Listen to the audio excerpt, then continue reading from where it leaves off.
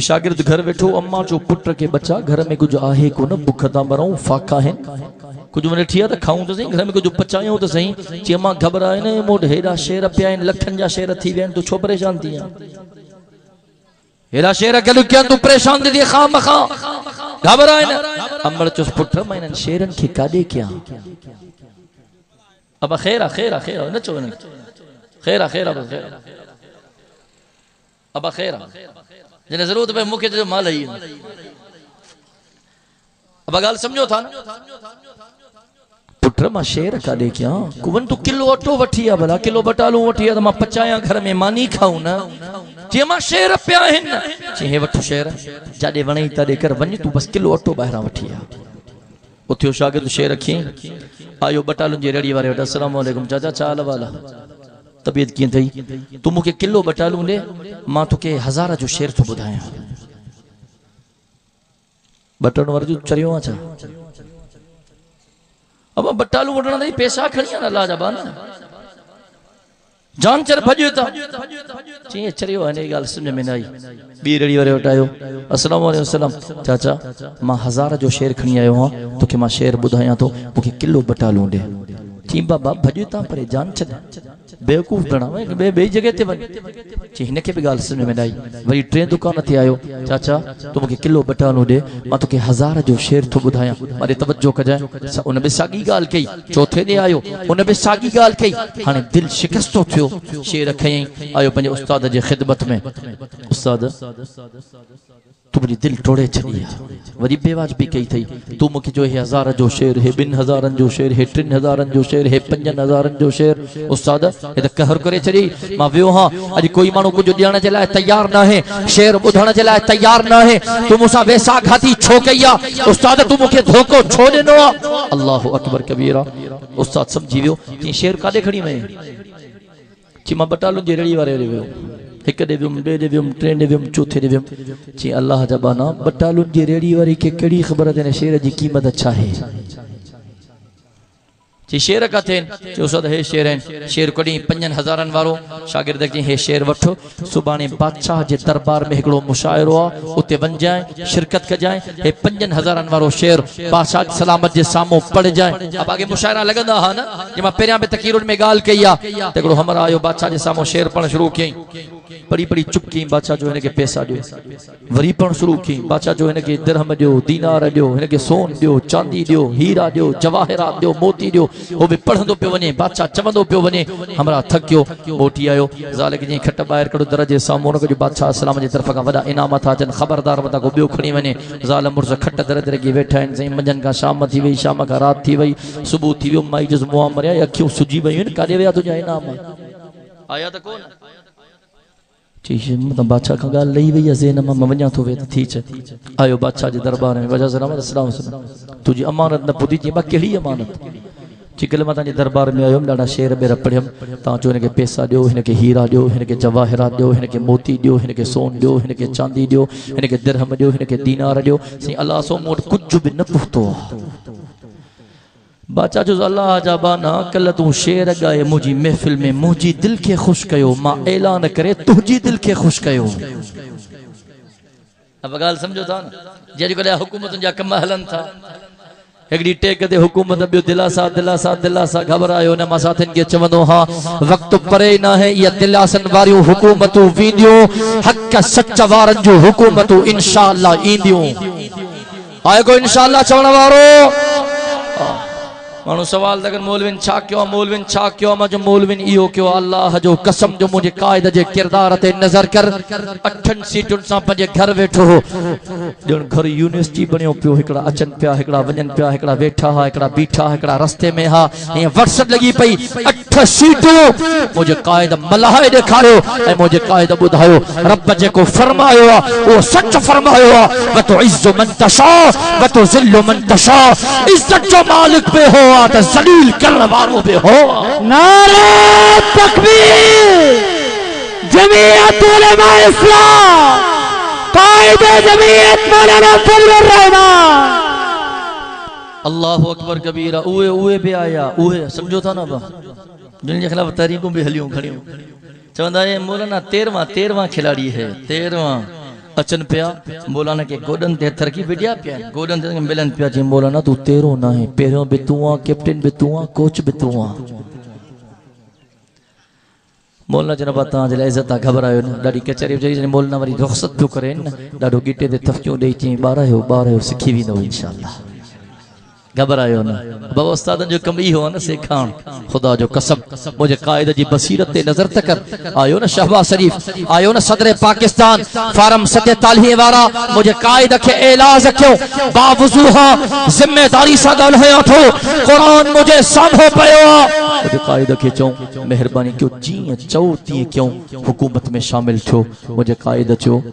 सवाल ही पैदा ना है चीजें जितरी मिनिस्ट्री चो दियो केपीके जी गवर्नरशिप दियो बलूचिस्तान जी हुकूमत दियो डिप्टी स्पीकर दियो डिप्टी चेयरमैन दियो जी चो ती क्यों वजीर आजम जा मुशीर खणो मेहरबानी क्यों हुकूमत में अचो बोलना केड़ा लफ्ज चा तो जो ईमान ताजो थी पवंदो बोलना चो तहां के मौलविन जे कीमत जी खबर ही कोन है छो त हिनन जी मार्केट लगी कोन है हिनन जी कीमत हो जाने थो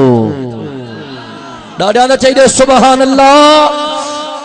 घना घना ही लालच उंदे हलिया भी ना इन तिरकी भी ना इन भजी भी ना इन टुटी भी ना इन पर मां सलाम तो क्या पाजे कायद ते जेको बीठो रहो अज भी बीठो ओ मुखे चवण दे न के जो तो हिते अंग विकामे के जो तो हिते नंग विकामे के जो तो हिते रंग विकामे के जो चोड़ेल चंग विकामे कह जीती हुई जात विकामे कह जीती हुई नात विकामे कह जीती हुई रात विकामे कह जीती हुई बात विकामे एडे विकरे जो न विकाणो सोई माण्हू मोती दाणो सोई माण्हू मोती दाणो नारे तकबीर कायदे जमीयत मौलाना फजलुर रहमान जमीयत उलमा इस्लाम अकाबिरीन जमीयत उलमा इस्लाम कायदीन जमीयत उलमा इस्लाम कायदे सिंध अल्लामा राशिद बाबू सुमरो माने तो बच्चों कज बादशाह सलाम बच्चों उस्ताद चो शागिर्द के ए शेर वठ सुबह बादशाह जे दरबार में वडो मुआशरो मुशायरे जी महफिला उते वनी करे ए 5000 वारो शेर बादशाह सलाम जे सामो पढ़ जाए शागिर्द बेनी आयो मुशायरे जी महफिली बैठो शायर पढ़ंदा पिया जने हिन जो वारो आयो बादशाह जो इरशाद बाबा चो किसी मा शेर पढ़ा तो शेर पढ़े बादशाह बुधो जी शेर खत्म के बादशाह चो पंजन खादमन के हिन के 5000 दियो नवाह जो शेर पढ़ियो अने के 5000 दियो माचुम मुशायरे जी रेडी वाले की केड़ी खबर आवा ई वरी बादशाह समझन शहंशाह समझन गाल के समझो था ना असादन के चवनो हिनन जी कीमत जी खबर ना है तां के आलमन हाफिजन जी कीमत जी खबर कोने भला ता ही चंदो अल्लाह माफ करे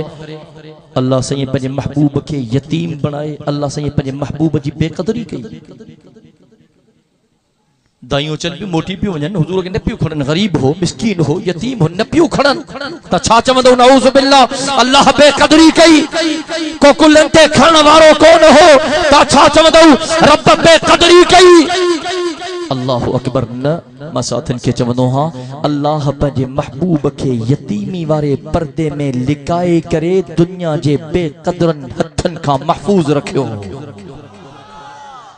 अल्लाह कदर एड़ो क्यों जो मेराज वाली रात रब पंजे महबूब के अरशन ते घुराए पंजे महबूब के पंजो दीदार कराए दुनिया वारन के बुधायो तब मुझे महबूब जो शान है या मकाम है या फजीलत है या मर्तबो है या मुझे दिल थी चे मां पंजे महबूब जे शान में ब लफ्ज खिराज अकीदत जा पेश किया जेकरे ता मोहब्बत सा बैठा हो तो मां ब लफ्ज चवा अब जागो था रब को देखा है मेरे नबी ने ताजे ज़ोक में बलफ़्ज़ चवण तो चाहे रब को देखा है मेरे नबी ने और किसी ने भी देखा नहीं रब को देखा है मेरे नबी ने और किसी ने भी देखा नहीं सबसे पर्दा है मेरे खुदा का सबसे पर्दा है मेरे खुदा का सबसे पर्दा है मेरे खुदा का, और मुहम्मद से पर्दा नहीं। सबसे पर्दा है मेरे खुदा का, और मुहम्मद से पर्दा नहीं। लाए ईमा उमर जब नबी पर बोले आका के कदमों में जाकर, लाए ईमा उमर जब नबी पर बोले आका के कदमों में जाकर, मिल गया है मुझे कमली वाला, मिल गया है मुझे कमली वाला, मिल गया है मुझे कमली वाला, अब जमाने की परवाह नहीं। मिल गया है मुझे कमली वाला, अब जमाने की परवाह नहीं। देखती कर जुलेखा नबी को हुस्न यूसुफ हरगिज़ न मरती।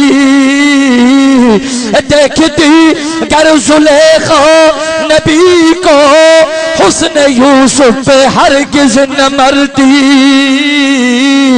मेरे प्यारे नबी जैसा जलवा,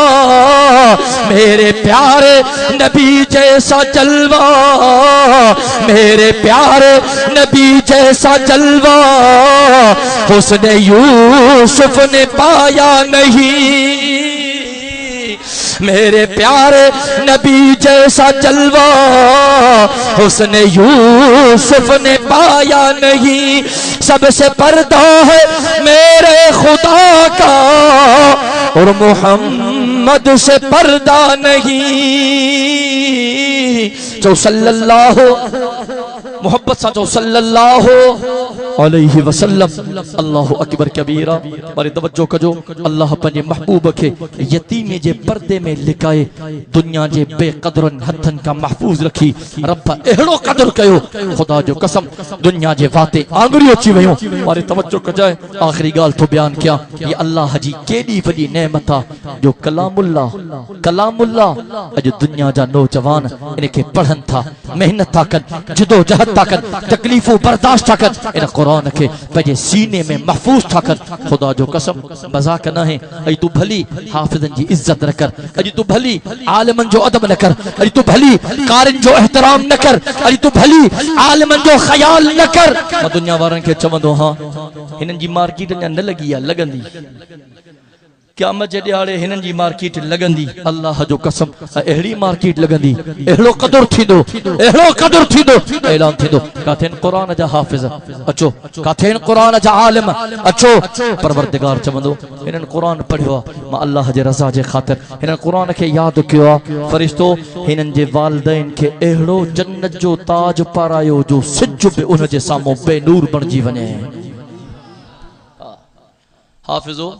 दुनिया में ता तकलीफ़ूं बर्दाश्त कयूं न, मां अल्लाह जे रज़ा जे ख़ातिर घबरायो न। अॼु तव्हांजी क़ीमत दुनिया ॾिसंदी, अॼु तव्हांजो क़दुरु दुनिया ॾिसंदी। मां अल्लाह तव्हांखे अहिड़नि 10 माण्हुनि जी कोटा थो ॾियां जिन जे मथां जहन्नम वाजिब थी चुको आहे। तव्हां सिफ़ारिश कयो, मां अल्लाह सिफ़ारिश खे क़बूल करे उन्हनि खे जन्नतो माणिया। रब चवंदो आलिमो तव्हां अल्लाह जे रज़ा जे ख़ातिर क़ुरान जो इल्म हासिल कयो न, अल उलमाउ वरसतुल अंबिया। अल्लाहु अकबर कबीरा। अॼु तव्हां 70 अहिड़नि माण्हुनि जी सिफ़ारिश कयो जिन जे मथां जहन्नम वाजिब थी वियो आहे। मां अल्लाह तव्हांजी सिफ़ारिश खे क़बूल करे उन्हनि खे जन्नत उमाणिया। नज़र त कयो हिन मक़ाम जी, अल्लाह जो कसम मां चवंदो हां हर पंहिंजे प्रोग्राम में हिननि हाफ़िज़नि जी इज़्ज़त कयो, आलिमनि जी इज़्ज़त कयो। जॾहिं क़यामत जे ॾिहाड़े महशर जे मैदान में हुजऊं न, तो हिन कारी साहब जे साम्हूं अचे, हाफ़िज़ सगोरे जे साम्हूं अचे, हिन आलिम सगोरे जे साम्हूं अचे, हिन इमाम साहब जे साम्हूं अचे, तोखे ॾिसे ख़ुशि थिए, मुस्कुराए ऐं तोखे ॾिसी उनजी दिलि झटको खाई रब जे बारगाह में सिफ़ारिश करे, रब हिन मुंहिंजी ॾाढी इज़्ज़त कई हुई, हिन मुंहिंजो ॾाढो अदब कयो हो, हिन मुंहिंजो ॾाढो एहतराम कयो हो। परवरदिगार मां हिन जी सिफ़ारिश थो कयां, महिरबानी करन हिन खे बि मूं सां गॾु जन्नत माण। खुदा जो मूं त गुनाहगार हूं, ज़िंदगी गुनाहनि में भरी पई आहे, मां त इन्हनि जी सिफ़ारिश जे करे बेड़ो उॾंदड़ तरी पए। खुदा जो कसम अॼु वाइदो कयो त इंशा अल्लाह अॼु खां पोइ मदरसनि वारनि जी, अॼु खां पोइ मस्जिदनि वारनि जी इज़त कंदासीं। आएगो इंशाअल्लाह चवण वारो अज खां पोइ आलिमन जी इज्जत कंदासीं इंशाअल्लाह, अज खां पोइ सालिहन जी इज्जत कंदासीं इंशाअल्लाह, ऐं अल्लाह जी हर नेमत ते शुक्र अदा कंदासीं। क़ुरान जी वॾी नेमत अथव, पाण बि पढ़ो, पंहिंजनि बच्चनि खे बि पढ़ायो। ये क़ुरान जी तालीम इहा दुनिया में भी कामयाबी, आखिरत में भी कामयाबी। मुसलमानों क़ुरान पढ़ंदा वेंदो, बेड़ा तरंदा वेंदा। मां दुआ थो कयां अल्लाह तबारक व तआला तव्हां असांजी हिन हाज़िरी खे मंज़ूर व मक़बूल फरमाए। आख़िर में हिकिड़ो ऐलान उलमा इकराम ऐलान किया 28 नवंबर खमीस जे दिहाड़े सखर जे सरजमीन ते अजीम शान फ़क़ीदुल मिसाल बाबुल इस्लाम सिंध कॉन्फ्रेंस जो इनेकाद किया वियो, जंहिंजा मेहमान ख़ास फर्जंद मुफ्ती महमूद क़ाइद इब्न क़ाइद हज़रत मौलाना फज़लुर रहमान साहब दामत बरकातुहुमुल आली जनहुदा सॼी जमात खे दिल जी अताह गहराइन सां शिरकत जी दावत अज़रक जे थी शरीक थी करे सवाब दारैन हासिल कंदा। ज़िंदगी बाक़ी, मुलाकात बाक़ी। व आखिर दावाना अनिल हम्दुलिल्लाहि रब्बिल आलमीन।